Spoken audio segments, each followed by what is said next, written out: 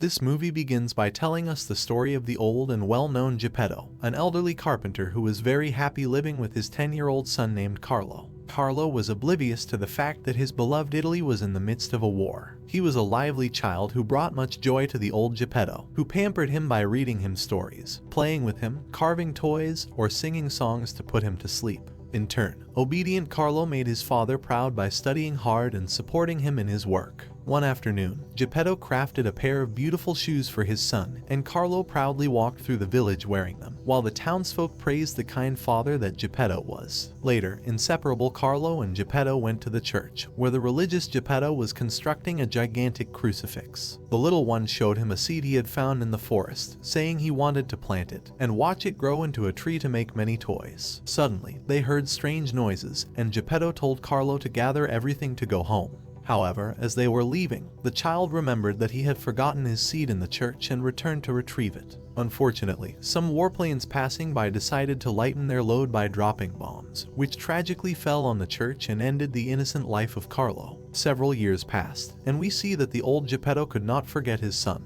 He even planted the seed, which over time grew into a large tree. One day, a cricket that had traveled all over Italy arrived at that tree, ready to write the adventures of his life. Just as he had started, he heard Geppetto arrive, very drunk and crying for his little one. While listening to his grieving cries, the cricket saw that the ancient forest spirits were also watching the old man, who, in the midst of his grief, carved the tree into a replica of his son. As the cricket was in the tree, it was inadvertently carried with the wood to the old man's house, where it saw Geppetto working diligently until he turned the wooden log into a kind of puppet. Later, the tired old man went to sleep, and the cricket saw that the forest spirits arrived there, causing a celestial guardian to appear. Seeing the immense pain of the elderly man, she decided to bring him some joy. When she saw the cricket, the guardian told him that if he helped guide the little one on the right path, she would grant him a wish. Since he dreamed of becoming a great writer, he accepted the deal. The guardian then brought Pinocchio to life, entrusting him to be a good son to Geppetto, assuring him that from now on, he would never be alone.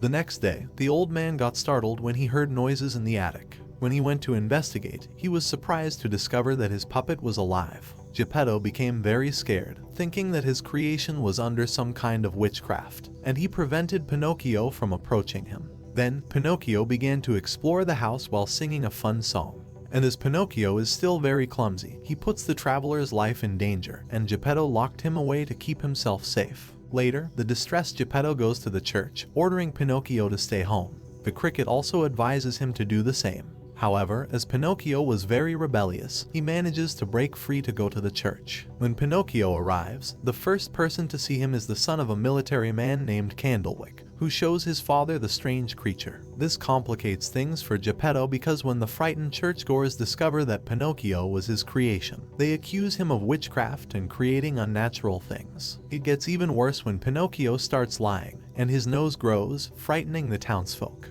Geppetto tries to calm them by telling them that Pinocchio is just a puppet, but neither the military man nor the townsfolk fully believe him. The priest and the enraged churchgoers then kick him out of the church, cursing him for building that diabolical puppet instead of finishing the crucifix. Back at home, the annoyed Geppetto scolds Pinocchio, comparing him to Carlo and telling him that his true son never behaved this way. At this moment, the malicious military man, his son Candlewick, and the village priest, who supposedly were there to ensure that Pinocchio is not a threat, reveal their true intentions of exploiting him.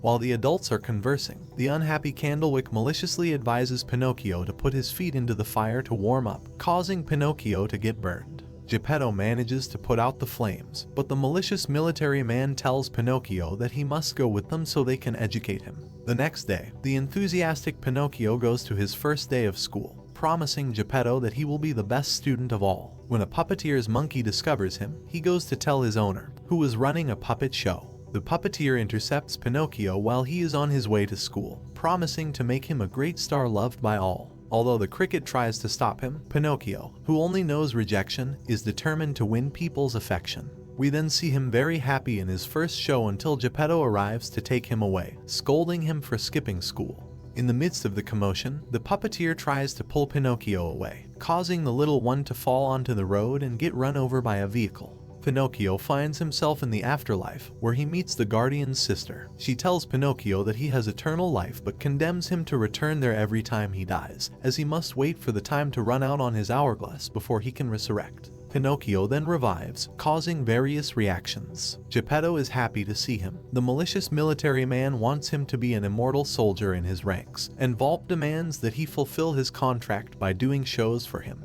This distresses Geppetto greatly, and he leaves with Pinocchio, blaming him for being disobedient and reproaching him that if he were like Carlo, he wouldn't be a burden to him. These harsh words torment Pinocchio, and although the cricket tries to comfort him, Pinocchio decides to join Volpe to earn some money to help his father. The next morning, Geppetto wakes up feeling remorseful and goes to look for Pinocchio. However, he discovers that the carnival has left, and while he laments, the cricket reprimands him, saying that his grief over Carlo's death has blinded him to his ability to love Pinocchio. On the other hand, the little wooden boy travels, performing countless shows and winning people's hearts. But one day, the monkey reveals that Volpe was not sharing the earnings with Geppetto. When Volpe realizes Pinocchio's discovery, he violently attacks him. Although Pinocchio tries to defend himself, it's in vain. Meanwhile, the war continues, and the frightened young Italians, like Candlewick, must go to the front lines. On the other hand, we see that Geppetto and the cricket are traveling in search of Pinocchio, who is now far away. When they must cross the dangerous waters, a sailor warns them that they could be devoured by a great beast. Despite that, Geppetto decides to take the risk, and unfortunately, a whale swallows them. Returning to Pinocchio, Volpe tells him that on that day, he must perform better than ever because the great Mussolini would come to see him. We see that he arrives with the malicious military man and his son, Candlewick. Then, Pinocchio sabotages the show by performing a musical act that portrays Mussolini as a puppet. Upon seeing this, the enraged Mussolini orders them to shoot Pinocchio. Pinocchio returns to the Blue Fairy, where he must wait for a while to come back to life. At that moment, Pinocchio comes back to life, and the first thing he sees is the malicious military man, who, upon witnessing Pinocchio's ability to resurrect, decides to take the wooden boy to the barracks to become a soldier. In the place, you can see many boys who are training and talking to Pinocchio. When they admit that they are afraid of the war, they begin to make friends. Thus, the days pass with a lot of training. However, one afternoon, the malicious military man doesn't like the friendship his son has with Pinocchio, so he gives him a gun to finish off the wooden boy. But Candlewick didn't want to harm Pinocchio and challenged his father for being so miserable. This scoundrel was about to do it with his own hands. However, his son protects Pinocchio by shooting him with paint. Just at that moment, a bomb falls, causing Pinocchio to be thrown away, ending the life of the military man.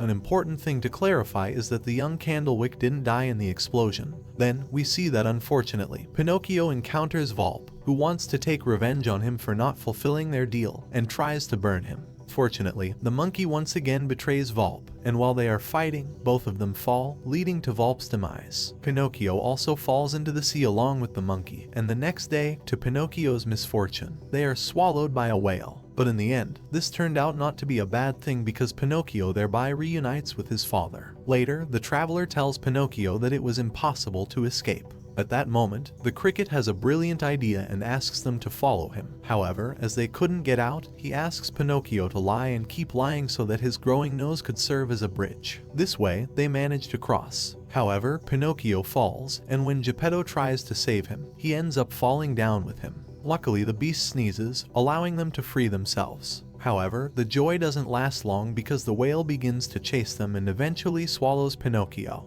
When he realizes that he is about to swallow the others, Pinocchio explodes a mine that was inside the animal. Then Pinocchio dies, watching his elderly father drowning. Upon reuniting with the Blue Fairy, Pinocchio asks to be resurrected quickly, but she tells him that he must follow the rules and wait a bit, unless he chooses to come back to life immediately in exchange for sacrificing his immortality. Pinocchio accepts without hesitation. So, he returns to life, and although he manages to save his father, Pinocchio ends up drowning. When Geppetto sees him unconscious, he tries to revive him but soon realizes that his boy had passed away, and weeps inconsolably for not having appreciated him. Then, the guardian appears, revealing to the grieving Geppetto that Pinocchio sacrificed himself to save him. The saddened cricket responds, saying that he did his best trying to guide Pinocchio and pleads for the fulfillment of the wish he promised in return.